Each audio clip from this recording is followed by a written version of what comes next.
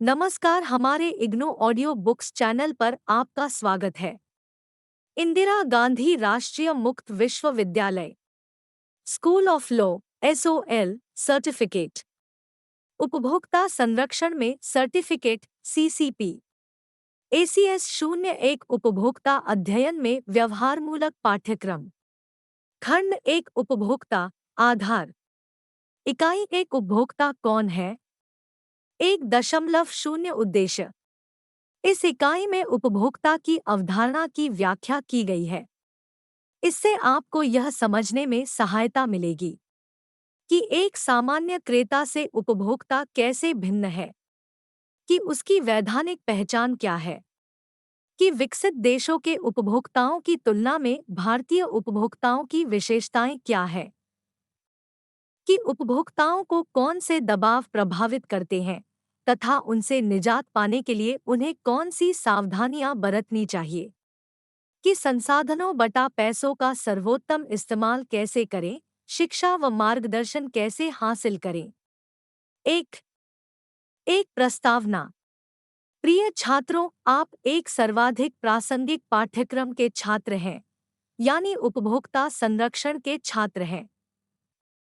इसके पहले कि आप उपभोक्ता संरक्षण की जरूरत व उपभोक्ता समस्याओं के निदान के विविध उपायों के बारे में विस्तार से अध्ययन करें, आपके लिए यह जानना अत्यंत महत्वपूर्ण हो जाता है कि वास्तव में उपभोक्ता है कौन और उसकी रूपरेखा क्या है।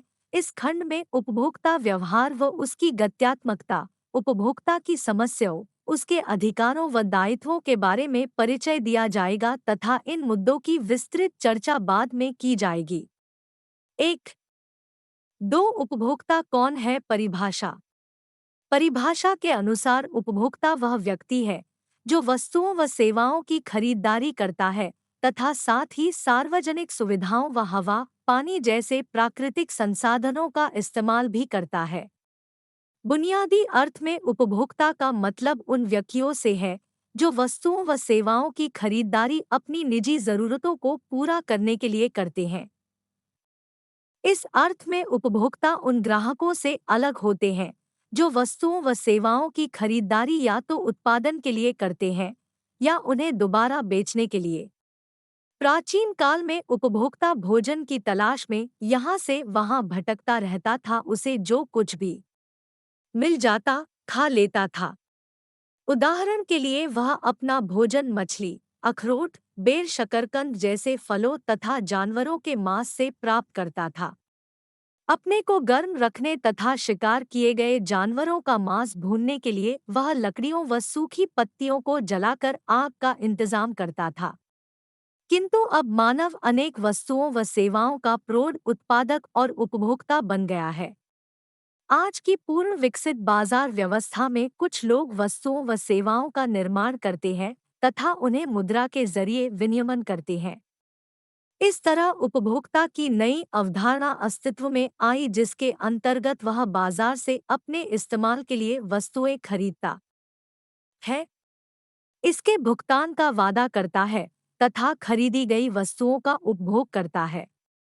इसमें उन लोगों को शामिल नहीं किया जाता जो पुनः क्रिया के लिए वस्तु का क्रय करता है या किसी व्यावसायिक उद्देश्य के लिए क्रय करता है। 1993 में संशोधित अधिनियम के अनुसार व्यावसायिक उद्देश्य को वस्तुओं के उपभोग में शामिल नहीं कर सकते हैं। स्वरोजगार के द्वारा उत्पादित वस्तुओं का अपने जीवन में प्रयोग को भी इसमें शामिल नहीं किया गया है। हाल ही के निर्णयों के अनुसार एक विधवा द्वारा सिलाई मशीन को खरीदकर सिलाई के द्वारा अपना जीवन यापन करने को उपभोग में शामिल किया गया है। उपभोग की मुख्य विशेषताओं का वर्णन हम निम्न कथनों से कर सकते हैं। एक उपभोक्ता वह है जो वस्तुओं या सेवाओं का उपभोग करता है। 2 उपभोक्ता शब्द का प्रयोग पृथक रूप से वस्तुओं और सेवाओं के उपयोग के लिए किया जाता है। 3 वस्तुओं के उद्देश्य के लिए एक उपभोक्ता का अर्थ उस व्यक्ति से किया जाता है जो निम्न 2 श्रेणियों में से किसी का अनुसरण करता है। क जो आवश्यकता की पूर्ति के लिए वस्तुओं का क्रय करता है। ख जो क्रेता होने के लिए इन वस्तुओं का उपभोग करता है। 4 सेवाओं के उद्देश्य के लिए एक उपभोक्ता का अर्थ उस व्यक्ति के लिए किया जाता है जो निम्न दो श्रेणियों में से किसी का अनुसरण करता है। क, जो किसी सेवा का किराया देता है या सेवा को आवश्यकता पूर्ति के लिए प्रयोग करता है। ख, जो इन सेवाओं से लाभ उठाता है। 5, जो व्यक्ति व्यापारिक उद्देश्य से वस्तुओं का क्रय करता है वह उपभोक्ता नहीं है। दूसरे शब्दों में, एक व्यक्ति जो निजी प्रयोग या उपभोग के लिए वस्तुओं को खरीदता है वह उपभोक्ता कहलाता है। 1 फरवरी 2001 उपभोक्ता द्वारा खरीदारी की विशेषताएं। सरकारी व निजी उद्यमों के लिए खरीदारी करने वाले एजेंटों व उपभोक्ताओं के बीच एक विलक्षण अंतर होता है। पहली श्रेणी के खरीदारों का सिर्फ एक काम होता है, खरीदना। ऐसी खरीदारी में सीमित किस्म की वस्तुओं की ही खरीदारी हो पाती है। ऐसा इसलिए होता है क्योंकि खरीदारी की इकाई काफी बड़ी होती है, जिससे संभावित विकल्पों की तलाश की जा सकती है तथा उत्पादों की गुणवत्ता के लिए समुचित परीक्षण भी किए जा सकते हैं। ये अपने लिए जरूरी उत्पादों का उल्लेख करते हुए आदेश भी दे सकते हैं। इसके अतिरिक्त इनके द्वारा खरीदी गई अधिकांश उत्पादों की मानकता का भी उल्लेख रहता है। दूसरी तरफ उपभोक्ता कम मात्रा में वस्तुओं की खरीदारी करते हैं। नतीजतन व्यापक तलाश व परीक्षण संभव नहीं हो पाता क्योंकि उपभोक्ता की आय बहुत अधिक नहीं होती। अधिक आय की स्थिति में वह भी जरूरी वस्तुओं के लिए ऑर्डर दे सकता है। उपभोक्ता अमूमन खाली वक्त में ही खरीदारी करता है और यह काम उसके अन्य विविध कामों का एक हिस्सा भर होता है। ऐसे में बहुत ही कम संभव है कि खरीदारी करते समय वह किस्म किस्म की अनेक चीजों का चयन कर ले। उचित प्रशिक्षण के अभाव तथा अनुभव की कमी के साथ उपभोक्ता को विक्रेता की दक्षता के सामने अपने बुद्धि चातुर्य का इस्तेमाल करना पड़ता है। हालांकि बेचने की कला में माहिर विक्रेताओं के सामने उपभोक्ताओं की चल नहीं पाती। अधिकांश विक्रेताओं के सामने उपभोक्ताओं की मंशा यही होती है कि वे खुद अपने विवेक से निर्णय ले। ये विक्रेता उत्पादों के विशेषज्ञ भी होते हैं। नतीजतन ये क्रेताओं को दक्ष तरीके से बहला फुसलाकर उन्हें अविवेकी क्रेता साबित कर सकते हैं। इसके बारे में आगे विस्तार से चर्चा की जाएगी। 1.2 उपभोक्ता की रूपरेखा। मौजूदा सामाजिक संरचना में प्रत्येक व्यक्ति उपभोक्ता है, चाहे उसकी उम्र, उसका लिंग तथा शैक्षणिक व सामाजिक आर्थिक स्तर कुछ भी क्यों न हो, चाहे वह जवान हो या बूढ़ा, धनी हो या गरीब, पुरुष हो या स्त्री, ग्रामीण हो या शहरी, रोजगारयुक्त हो या बेरोजगार, वह अंततः उपभोक्ता ही है। यानी इस सूची में दुनिया का प्रत्येक व्यक्ति शामिल है। उपभोक्ता की रूपरेखा बहुत हद तक सामाजिक संरचना की जटिलताओं पर निर्भर करती है। मोटे तौर पर उपभोक्ताओं को निम्नांकित वर्गों में बांटा जा सकता है। उम्र, भ्रूण, शिशु, बच्चे, किशोर, वयस्क व वरिष्ठ नागरिक। लिंग, स्त्री, पुरुष। सामाजिक सांस्कृतिक स्तर। साक्षर, निरक्षर। रोजगारयुक्त, बेरोजगार। आर्थिक स्तर, धनी, निर्धन, मध्यम वर्ग। दशज, ग्रामीण, शहरी। अभी तक उपभोक्ता रूपरेखा नकारात्मक रही है क्योंकि अमूमन उपभोक्ताओं को निष्क्रिय व भोला भाला मान लिया जाता है, जिनके साथ कोई भी मनमानी की जा सकती है। सुविधा के लिहाज से बात करें तो कहा जा सकता है कि उपभोक्ताओं में एक दूसरे को पर्यावरण की जरूरतों को नजरअंदाज करने की प्रवृत्ति पाई जाती है। मौजूदा विश्वस्तरीय पर्यावरणीय संकट का कारण भी यही है। आज का उपभोक्ता चेतन रूप से एक नैतिक उपभोक्ता भी बनता जा रहा है। इस क्रम में वह नागरिक व उपभोक्ता के दोहरे दायित्वों को भी निभा रहा है। दूसरे खंडों में आदर्श उपभोक्ता के संबंध में चर्चा की जाएगी। 1.3 भारतीय उपभोक्ता सामान्य रूपरेखा। जहां तक बुनियादी जरूरतों व चाहतों का सवाल है, सैद्धांतिक रूप से दुनिया के सभी उपभोक्ता एकमेव है।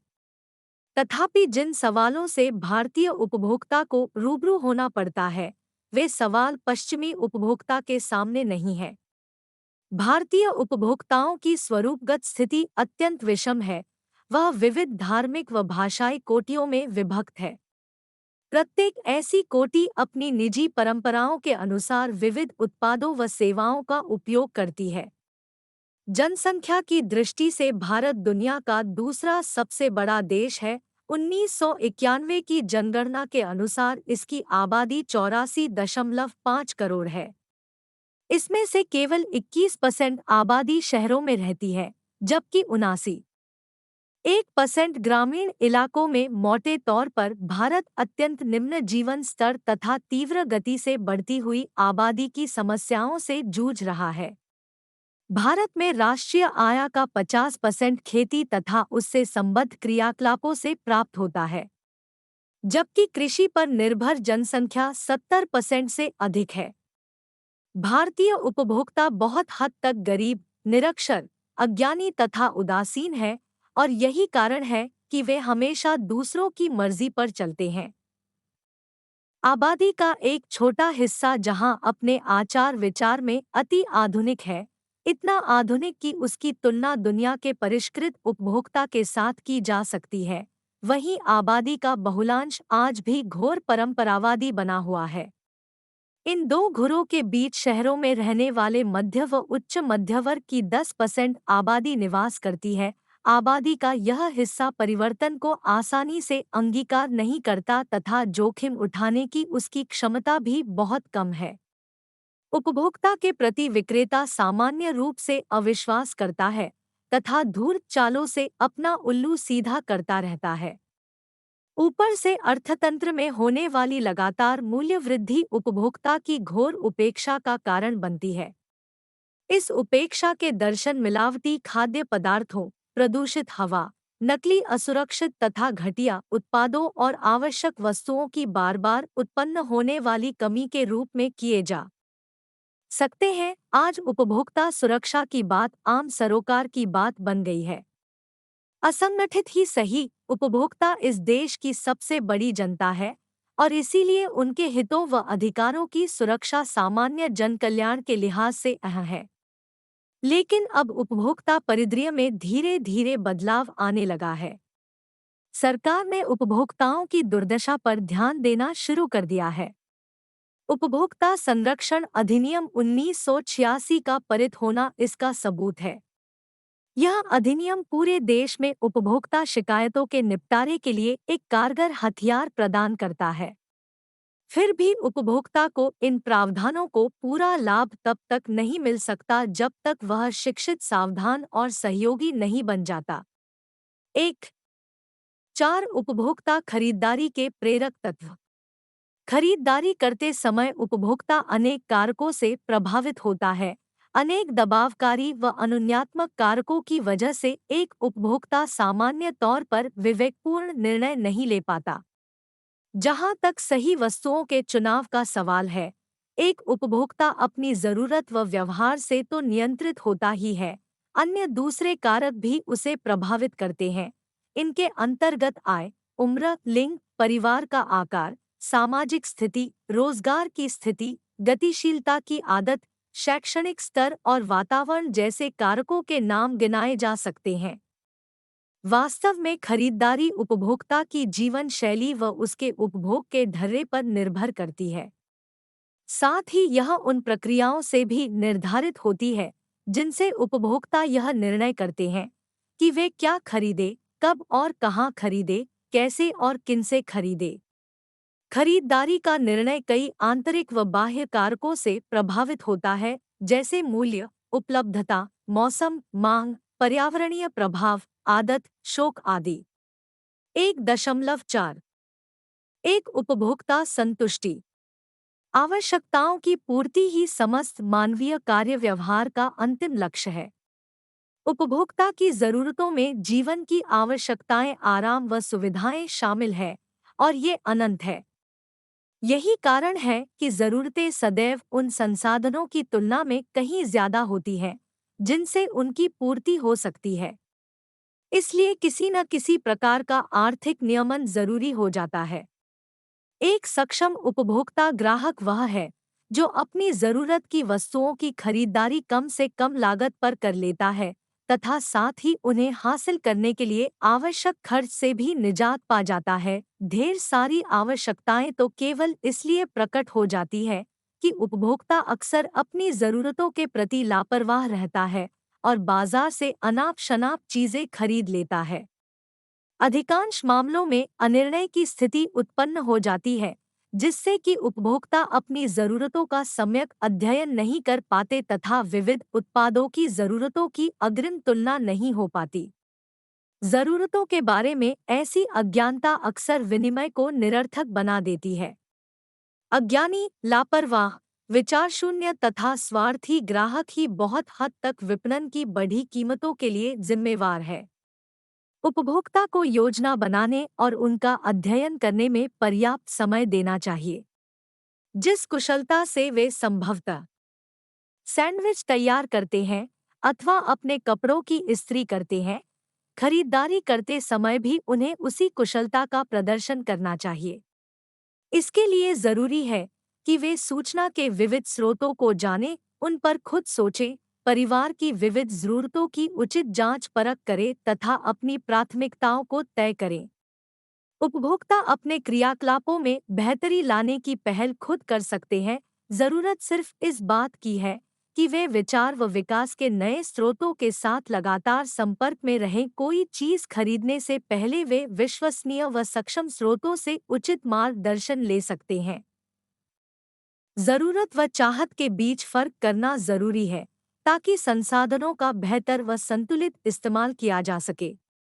खरीदारी के बारे में आधुनिक नजरिया तीन भिन्न किंतु एक दूसरे से संबंधित चरणों पर आधारित है, अर्थात अग्रिम खरीदारी, बाजार का चुनाव तथा अनुवर्ती कार्यवाही। अग्रिम खरीदारी का तात्पर्य उस निर्णय से है जिसके आधार पर हम यह तय करते हैं कि हमारी कौन सी जरूरतें पहले पूरी होनी चाहिए तथा उन्हें पूरा करने का जरिया क्या होगा।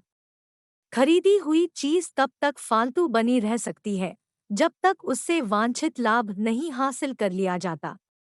अनुवर्ती कार्यवाही के प्रति उचित ध्यान देने से वस्तु की उपयोगिता में इजाफा होता है तथा यह भावी खरीदारी के लिए भी पुख्ता आधार प्रदान करता है।